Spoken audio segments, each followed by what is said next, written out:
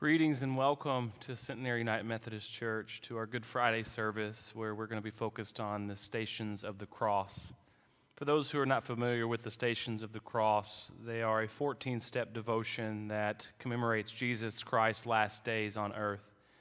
The 14 devotions or stations focus on specific events of his last days, and they're commonly used as a pilgrimage as individuals move from station to station. And at each station, we're going to have pictures that you'll see on the screen, or if you're worshiping online, you'll see those on your screen as well. And those stations are going to be represented through the scriptures that we read. It's going to be a combination of the Gospels, Matthew, Mark, Luke, and John, as they are combined for Jesus' last day on earth.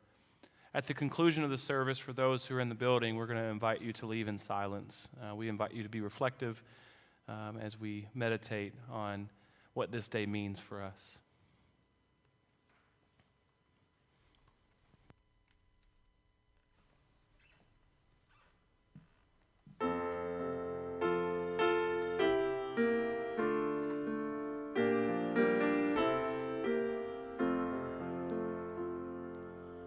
When I survey the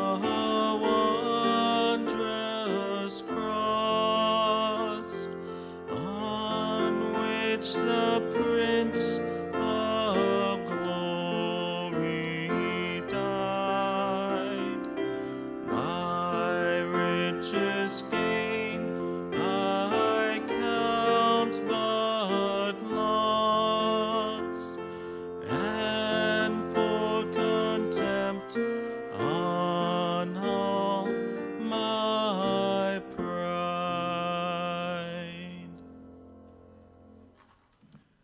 Jesus in the Garden of Gethsemane.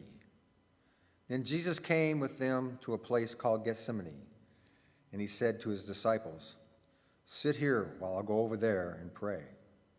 He took along Peter and the two sons of Zebedee, and he began to feel sorrow and distress.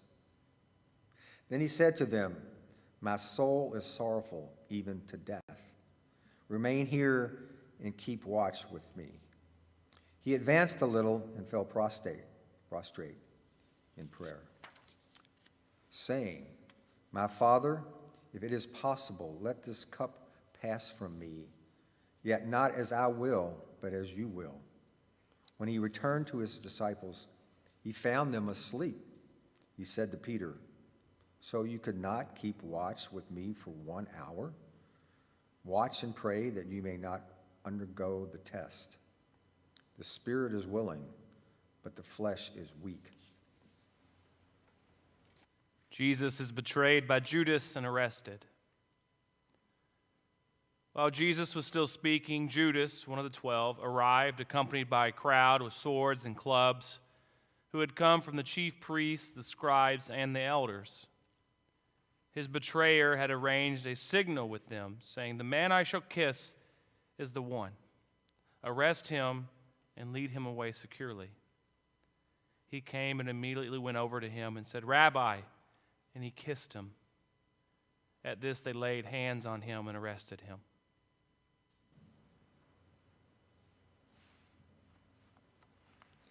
Jesus is condemned by the Sanhedrin. When day came, the council of elders of the people met, both priests and scribes, and they brought him before their Sanhedrin. They said, "If you are the Messiah, tell us."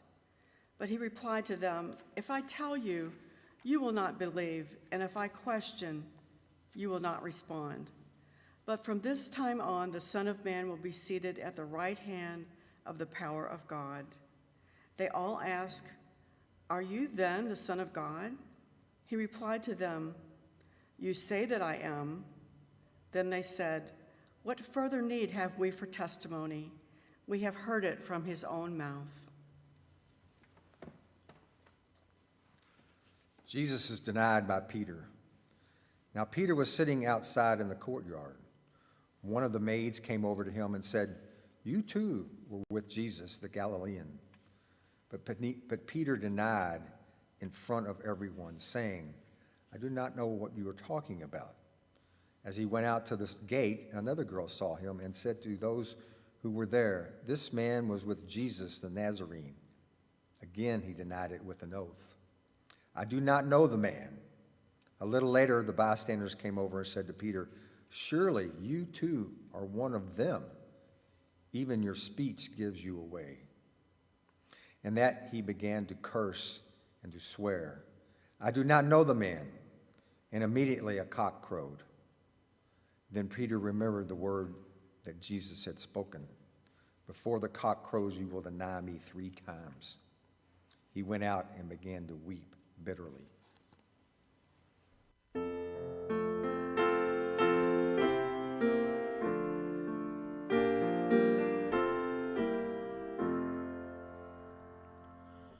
Forbid it, Lord, that I should boast, save in the death of Christ my God. All the vain things that charm me most, I sacrifice them to his blood. Jesus is judged by Pontius Pilate. The chief priests with the elders and the scribes, that is, the whole Sanhedrin, held a council. They bound Jesus, led him away, handed him over to Pontius Pilate. Pilate questioned him, "Are you the king of the Jews?" He said to him in reply, "You say so." The chief priests accused him of many things. Again, Pilate questioned him, "Have you no answer? See how many things they accuse you of?" Jesus gave him no further answer, so that Pilate was amazed. Pilate, wishing to satisfy the crowd, released Barabbas and handed Jesus over to be crucified. Jesus is scourged at the pillar and crowned with thorns.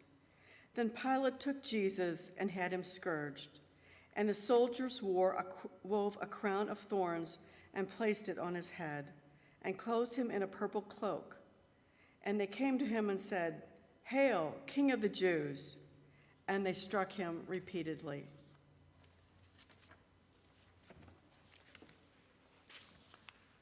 Jesus bears the cross. When the chief priests and the guards saw Jesus, they cried out, "Crucify him! Crucify him!" Pilate said to them, "Take him yourselves and crucify him. I found no guilt in him."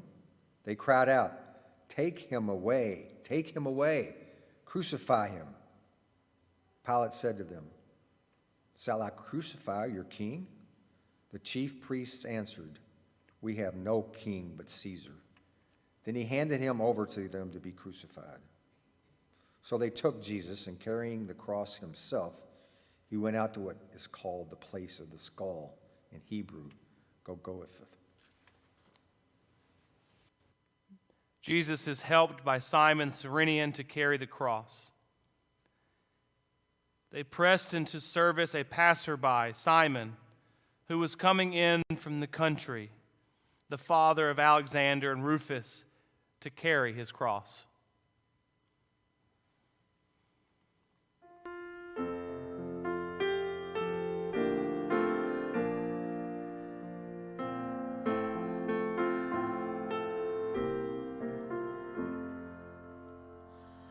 How deep the Father's love for us, how vast beyond all measure, that he should give his only Son to make a wretch his treasure. How great the pain I'm searing loss. The Father turned his face away, as wounds which mar the chosen one bring all of us to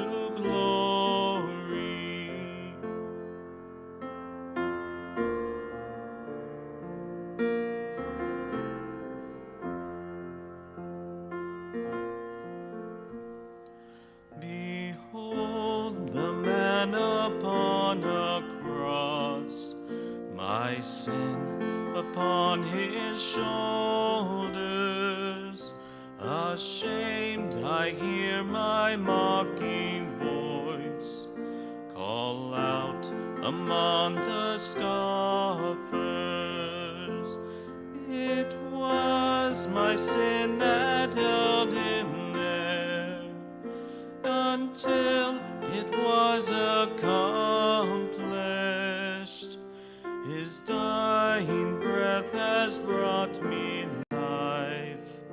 I know that it is finished.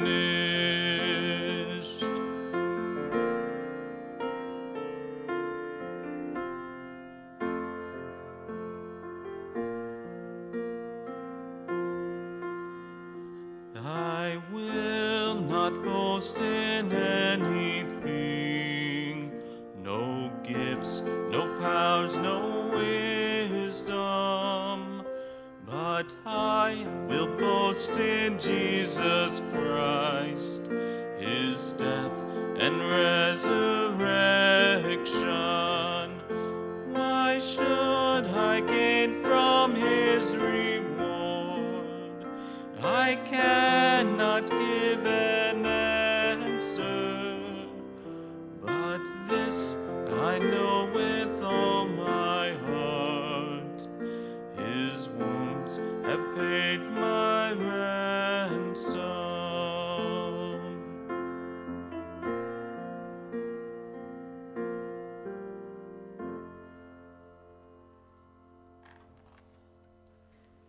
Jesus meets the women of Jerusalem.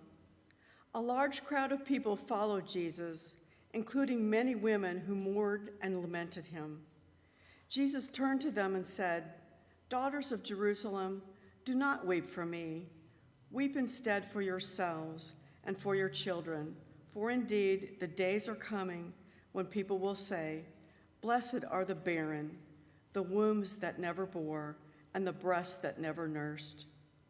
At that time, people will say to the mountains, 'Fall upon us,' and to the hills, 'Cover us.' For if these things are done when the wood is green, what will happen when it is dry?"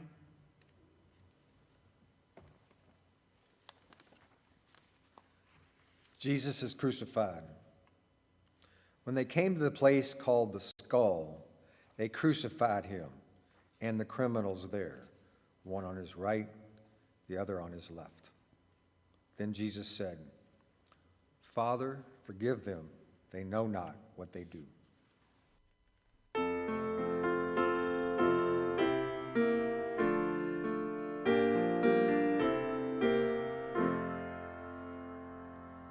See from his head, his hands, his feet, sorrow and love flow mingled down. Did e'er such love and sorrow meet, or thorns compose so rich a crown?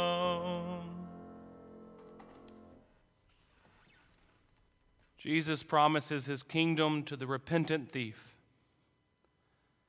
Now, one of the criminals hanging there reviled Jesus, saying, "Are you not the Messiah? Save yourself and us." The other, the repentant thief, however, rebuking him, said in reply, "Have you no fear of God? For you are subject to the same condemnation, and indeed we have been condemned justly, for the sentence we received corresponds to our crimes, but this man has done nothing wrong."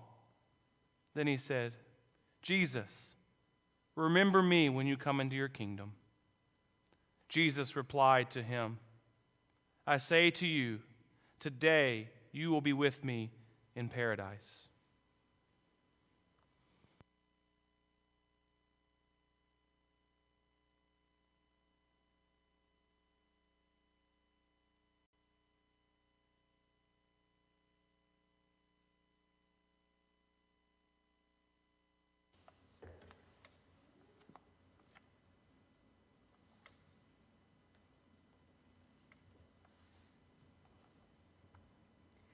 Jesus speaks to his mother and the beloved disciple.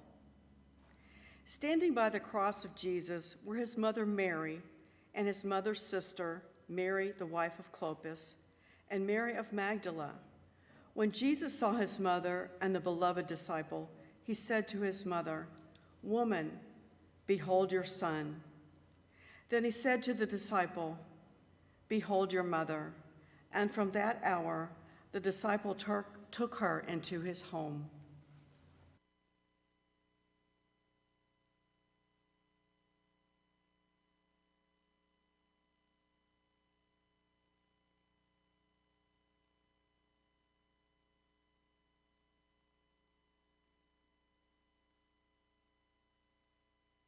Eyes on the cross. It is now about noon, and darkness came over the whole land until 3 p.m.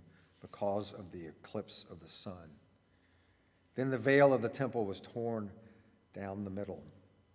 Jesus cried out in a loud voice, "Father, into your hands I commend my spirit." And when he had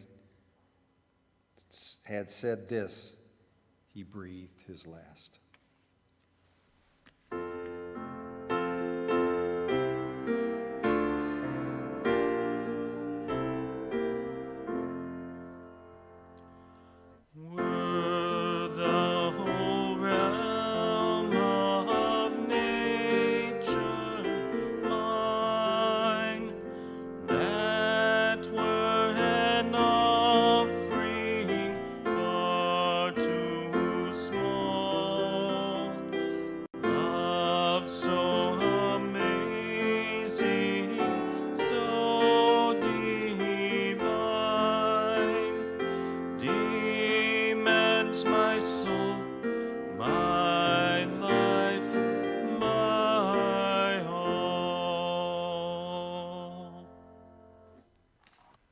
Jesus is placed in the tomb. When it was evening, there came a rich man from Arimathea named Joseph, who was himself a disciple of Jesus. He went to Pilate and asked for the body of Jesus. Then Pilate ordered him to be handed over. Taking the body, Joseph wrapped it in clean linen and laid it in his new tomb that he had hewn in the rock. Then he rolled a huge stone across the entrance to the tomb and departed.